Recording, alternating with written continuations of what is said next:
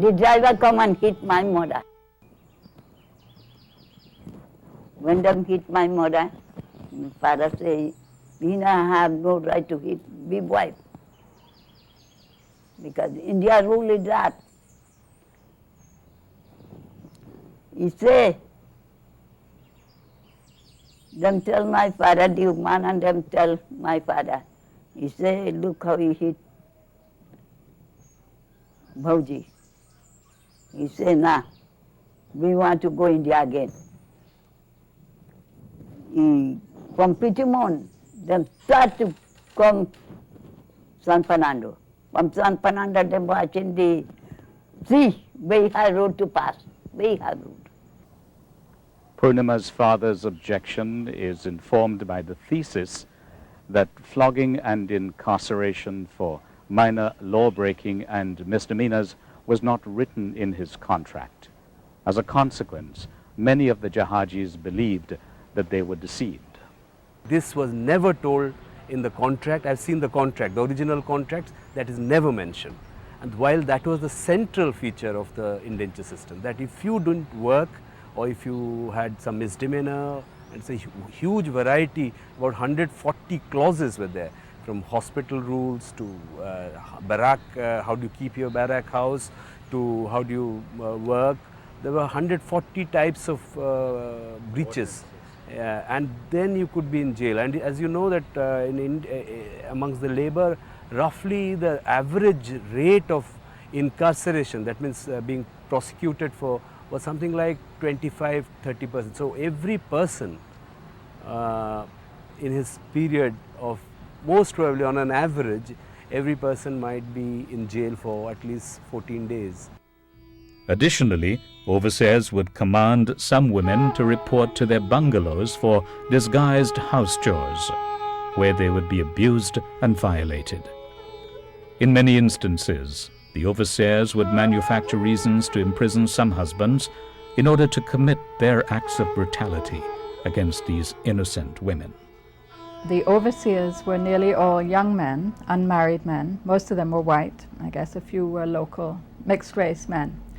And they were in the middle of a population of resident laborers, some indentured, some not. But these were all people who were very much in the power of the estate management.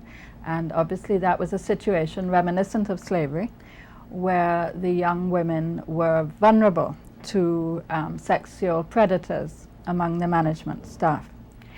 So there's no question that this did happen.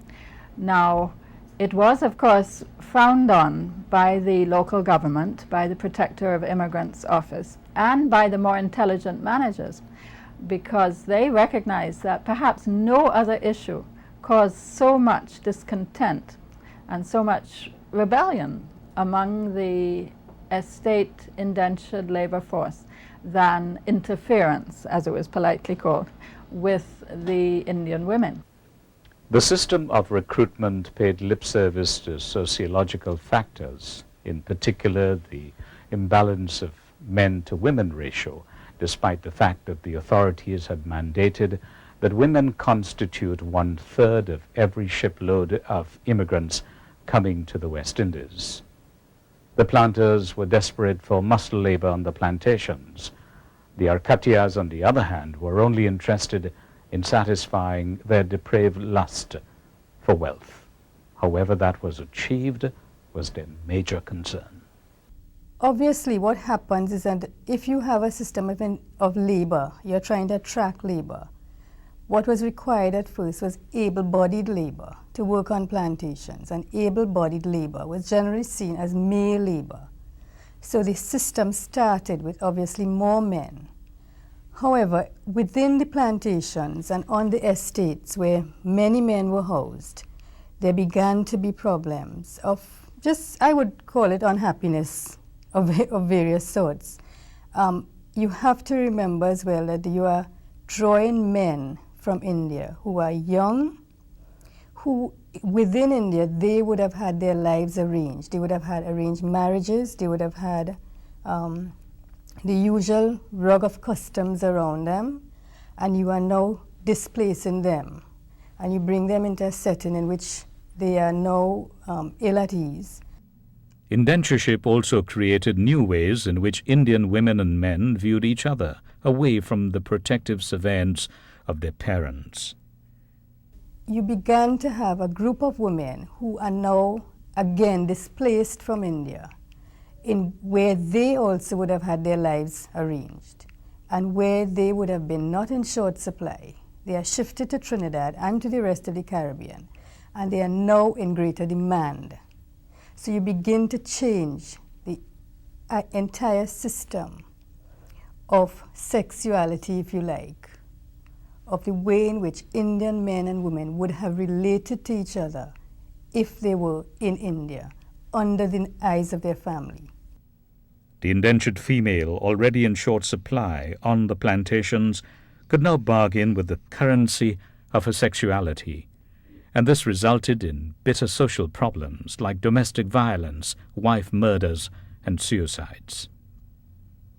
I think once you disrupt any set of migrants, you begin to create problems. And what became more popular, and what we know more, is the whole notion of wife murders. And men would then maybe maim or kill their wives. But what was not mentioned as much was the amount of men who also committed suicide on doing that. So I think one has to be very careful in looking at the area to see that both men and women suffered. However, it has left a kind of legacy for us of the notion of very violent coolie behavior. I think a lot of women were routinely beaten, and occasionally these kinds of episodes climaxed in murders of women by their husbands. Usually, of course, the woman was dead, so she couldn't bear testimony, but in the trials that resulted, the argument always was that she had been unfaithful to him, she had left him, and his honor required that he should kill her. And quite a few men were, in fact, convicted and hanged for murdering their wives under these circumstances. And historians are quite sure that this comes out of the special situation, the very distorted living conditions on the plantations. It happened in Guyana, in Mauritius, in Fiji. It was a common pattern where you had the people living together with a skewed sex ratio and under very peculiar living conditions. Unable to withstand the pains of separation coupled with the rigors of plantation life, many an immigrant male ended up destitute or on the wayside, with the colonial authorities taking no responsibility for these helpless souls. Despite these harrowing experiences, the immigrants survived and prospered through various means, particularly through their religion, during which they recreated village India as perhaps the most strategic form of survival. A strange land, and peoples whose cultural inheritances were different to theirs, but who experienced an historical sameness. The daunting circumstances of a journey they'd never forget, and the trials of a difficult plantation life. The immigrants summoned their survival instincts. On the estates, they maintained a self-inflicted separation from within their own groups and from mainstream Trinidadian society. This perhaps was a hangover from the extremely strong caste system that existed in colonial India. Invariably, tempers would flare and sharp quarrels would develop among the Jahajis. But open hostility towards them from the freed African slaves, coupled with the nakedness of a brusque plantation environment, they were compelled to dismantle whatever social or religious barriers existed among them.